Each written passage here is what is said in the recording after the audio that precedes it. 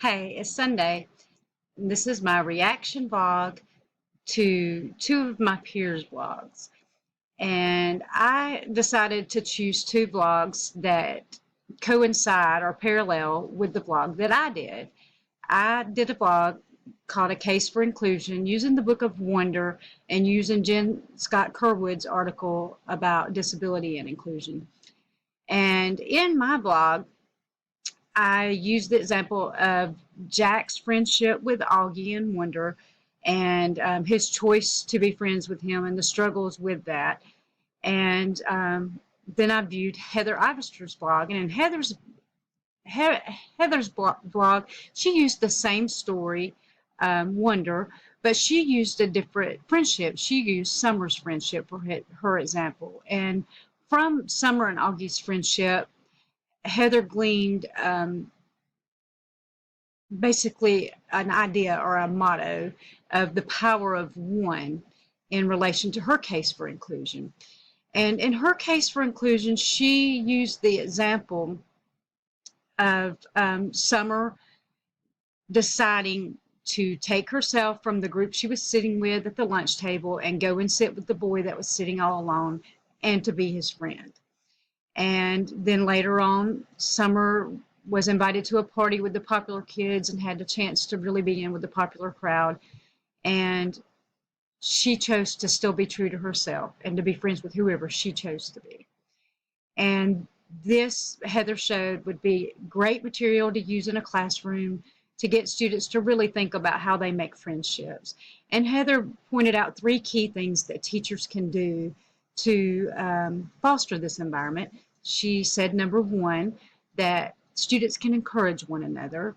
Number two, that students can form friendships that they might not normally would form. And number three, they can just smile, just be nice to each other. As Mr. Brown had shown them in his very first precept, kindness is a choice. And Heather did a very good job of setting her case and showing what she was trying to show. That a book that encourages students to be nice would be useful in a classroom to encourage the students reading it, to be nice to one another. And Heather's blog was very similar to my own. And then I decided to watch Ashley Bragman's blog because in her introduction to it, she pointed out that she was talking about inclusion as others had done. So I decided that would be a good one for me to watch and view and compare with my own and possibly with Heather's. And Ashley's blog was awesome.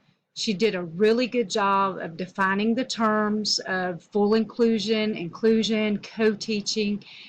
I knew all of these words, but I didn't know the exact meanings of them. And I've been in a school environment as a substitute teacher, and I knew that there was co-teaching. I knew that there was full inclusion and that there was just inclusive. But I didn't know that these were definitive differences and were choices that the school system makes. I just had never really thought that out. And that gave me a new perspective. And then Heather went on to, from the story Mockingbird, she used the example of when Caitlin was in the classroom, and Miss Johnson was trying to get her to join a group. And Caitlin did not comprehend because Miss Johnson asked her if she would like to join a group. She asked her if she would join the group. And Caitlin felt like she was being given a choice because Caitlin took everything literal. And Ashley did a good job of pointing out that because the teacher was not trained to deal with a child with Asperger's, she could not handle the situation, and she had to pass Caitlin on to someone else to handle the situation with her.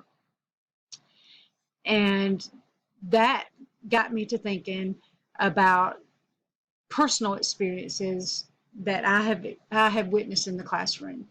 I did a long-term substitution for my sister, who is a third grade teacher, and she is in an inclusive school. And I thought it was full inclusion, but it's borderline not full inclusion. And Heather's vlog helped me to understand this. There are certain students that my sister has that they leave the classroom for certain subjects to go to a special ed teacher. There are certain students that when they change classes, that a parapro comes and goes with them and works on certain lessons with them. And so I believe that would be not full exclusive, and that would also be co-teaching. And I'm thankful for learning those terms because it makes all of that make a lot more sense to me. And also, I decided that I would call my mother.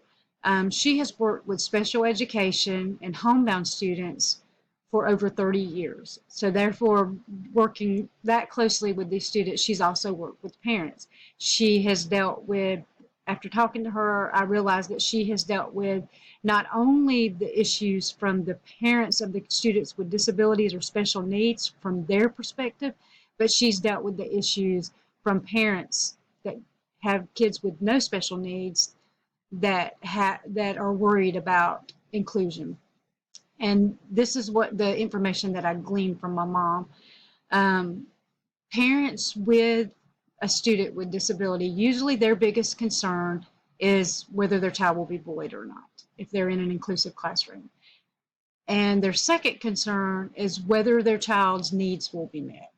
If the classroom will move too fast, or if the student will be able to sit close enough to see, or if they will be too distracted by so many students being in the classroom. Just many different issues that she brought up that parents worry about their special needs child's needs not being met in an inclusive classroom.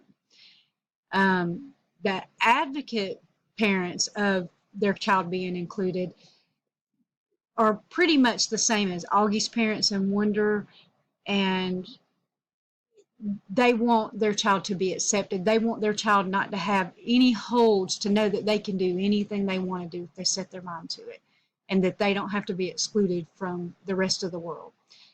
And then my mom talked about the parents that have a problem with their normal child, quote unquote, being in the classroom with the abnormal child, quote unquote.